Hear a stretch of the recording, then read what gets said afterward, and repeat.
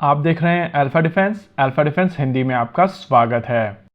आज की इस वीडियो में हम लोग बात करेंगे भारत की फ्यूचर एयर स्ट्राइक्स में यूज होने वाले स्टैंड ऑफ वेपन सिस्टम्स के बारे में। भारत में जब भी हम लोग एयर स्ट्राइक्स के बारे में बात करते हैं तो नेचुरली बात शुरू होती है बालाकोट एयर स्ट्राइक के बारे में, और हो भी क्यों ना, क्योंकि भारतीय वायुसेना ने प्रॉपर पाकिस्तान में जाकर ये एयर स्ट्राइक की थी। लेकिन साल 2019 की इस एयर स्ट्राइक के बाद में बॉर्डर के दोनों तरफ चीजें बदल चुकी हैं और आज की तारीख में पाकिस्तान और चाइना ने कई नए सिस्टम अपने बेड़े में शामिल किए हैं। पाकिस्तान की साइड में अगर देखा जाए तो J-10CE और HQ-9 दो ऐसे सिस्टम्स हैं जो पाकिस्तान ने इंडक्ट किए हैं, और अगर ये सिस्टम बालाकोट एयर स्ट्राइक के दौरान पाकिस्तान की इन्वेंट्री में होते तो ये स्ट्राइक भारत के लिए थोड़ी डिफिकल्ट हो जाती। वहीं अगर चाइनीज साइड की बात की जाए तो उनके पास में रशियन S-400 ट्रायम्फ है और J-20 को भी काफी अच्छे नंबर में उन्होंने इंडक्ट किया है। यानी कि बालाकोट एयर स्ट्राइक के दौरान यूज किए गए वेपन सिस्टम चाइना के खिलाफ इतने ज्यादा इफेक्टिव नहीं रहते। अगर वेपन सिस्टम्स की बात की जाए तो बालाकोट के दौरान आइडिया था कि क्रिस्टल मेस मिसाइल सिस्टम, जिसको पोपाई के नाम से जाना जाता है, उसका प्रयोग किया जाएगा। इस मिसाइल सिस्टम की रेंज 70 किलोमीटर से लेकर 90 किलोमीटर की होती है, लेकिन उस समय वेदर कुछ ऐसा था कि इन मिसाइल सिस्टम्स का प्रयोग नहीं किया जा सकता था। हालांकि ये सिस्टम भी इमेजिंग इंफ्रारेड सीकर के साथ में आते हैं, लेकिन भारतीय वायुसेना को बिल्कुल भी कोलैटरल डैमेज नहीं चाहिए था, और इसी वजह से जो सिस्टम यूज किए गए थे वो थे स्पाइस 2000। इसकी मैक्सिमम रेंज 60 किलोमीटर की है और प्रैक्टिकल शॉट्स के लिए इनको लगभग 40 किलोमीटर की दूरी से लॉन्च किया जाता है। यानी कि आज की तारीख में अगर भारतीय वायुसेना की तरफ से इन वेपन सिस्टम्स का प्रयोग करते हुए पाकिस्तान के अंदर एयर स्ट्राइक की जाती है तो आप HQ-9 की रेंज में आते हैं, और इसी वजह से बालाकोट स्टाइल की एयर स्ट्राइक इस समय नहीं की जा सकती।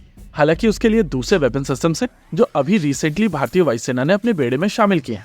पिछले हफ्ते भारतीय वायुसेना ने रॉक्स मिसाइल सिस्टम का एक सफल परीक्षण किया था, और मेक 3 कैटेगरी के तहत अक्वायर की गई ये मिसाइल सिस्टम 250 किलोमीटर तक की स्टैंड ऑफ रेंज देती है। इंटरेस्टिंग चीज ये है कि ये missile system anti radiation Sikar के साथ में भी आती है, और इसी वजह से एनिमी के एयर डिफेंस रेडार्स के ऊपर ये काफी आसानी से अपने आप को होम कर सकती है। दूसरा वेपन सिस्टम जो भारतीय वायुसेना ने अपने बेड़े में शामिल किया है वो है रैम्पेज। रैम्पेज एक air launch ballistic missile system है जो क्वासी बैलिस्टिक ट्रेजेक्ट्री को फॉलो करते हुए 250 किलोमीटर तक की रेंज देता है। भारतीय वायुसेना के केस में ये दोनों वेपन सिस्टम Su-30 MKI के साथ में इंटीग्रेट किए गए हैं।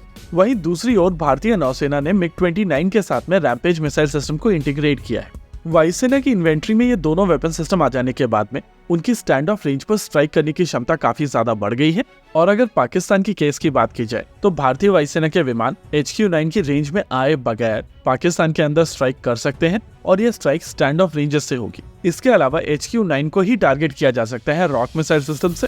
देखिए, मैं यहाँ पर एक चीज और क्लियर कर देता हूँ कि हम लोग यहाँ पर बात कर रहे हैं एयर लॉन्च प्लेटफॉर्म्स के बारे में, और ऐसा नहीं है कि इन प्लेटफॉर्म्स के अलावा भारतीय वायुसेना के पास में दूसरे ऑप्शंस नहीं है। एयर लॉन्च ब्रह्मोस भारतीय वायुसेना की इन्वेंट्री में ऑलरेडी मौजूद है। इसके अलावा भारतीय वायुसेना बैलिस्टिक मिसाइल सिस्टम्स को भी ऑपरेट करती है, यानी कि HQ-9 को डिस्ट्रॉय करने के लिए भारतीय वायुसेना को केवल रैम्पेज और रॉक जैसे मिसाइल सिस्टम के ऊपर डिपेंडेंट नहीं होना पड़ेगा। लेकिन अगर एयर लॉन्च प्लेटफॉर्म्स की ही बात की जाए तो अब वो ऑप्शंस भी भारतीय वायुसेना के पास में मौजूद है। देखिए, रिटेलिएशन या अटैक के दौरान कोशिश की जाती है कि आपके पास टेबल के ऊपर हर तरीके के ऑप्शंस मौजूद हों, और ये नए इंडक्शंस के साथ में भारतीय वायुसेना यही चीज इंश्योर कर रही है। हालांकि इन मिसाइल सिस्टम्स को बहुत ज्यादा नंबर में भारतीय वायुसेना ने अपने बेड़े में शामिल नहीं किया है, और उसके पीछे कारण है कि इंडिजिनस ऑप्शंस आने वाले कुछ समय के अंदर अवेलेबल होंगे। इन नए वेपन सिस्टम्स को भारतीय वायुसेना चाइना के अगेंस्ट भी यूज कर सकती है, लेकिन उनकी इन्वेंट्री में S-400 ट्रायम्फ भी है।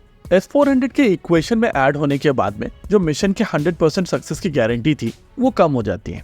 रैम्पेज और रॉक के साथ में Su-30 MKI को इसकी रेंज के अंदर जाकर फिर इन मिसाइल सिस्टम्स को लॉन्च करना पड़ेगा, जहां पर रिस्क फैक्टर बढ़ जाता है। हालांकि भारतीय वायुसेना के पास में ब्रह्मोस और स्काल्प जैसे ऑप्शन मौजूद हैं, लेकिन अगर हम लोग लो कॉस्ट वाले air launch ballistic missile systems की ही बात करें तो वायुसेना के लिए ये सिस्टम भी इस समय टेस्टिंग में है। रुद्रम 2 मिसाइल सिस्टम की टेस्टिंग काफी ज्यादा एडवांस स्टेजेस में है, और ये मिसाइल सिस्टम भारतीय वायुसेना को लगभग 300 किलोमीटर तक की स्टैंड ऑफ रेंज देगी। वहीं अगर रुद्रम 3 की बात की जाए तो इस मिसाइल सिस्टम की टेस्टिंग की स्पीड को बढ़ाने के लिए दूसरा Su-30 MKI एयरक्राफ्ट इस समय मॉडिफाई किया जा रहा है, और इस मिसाइल सिस्टम की भी टेस्टिंग चल रही है। इसके भारतीय वायुसेना के बेड़े में शामिल हो जाने के बाद में वायुसेना स्टैंड ऑफ रेंजेस से S-400 ट्रायम्फ को भी तबाह कर सकेगी, और इसकी रेंज 600 किलोमीटर तक की है। अगले 1 से 1.5 साल के अंदर इन मिसाइल सिस्टम्स की टेस्टिंग कंप्लीट कर ली जाएगी, और ये प्रोडक्शन में भी चली जाएंगी। ओवरऑल अगर आप कंप्लीट पिक्चर देखते हैं तो पास में भारतीय वायुसेना स्टैंड ऑफ रेंजेस से क्रिस्टल मेज और स्पाइस 2000 का प्रयोग करती थी।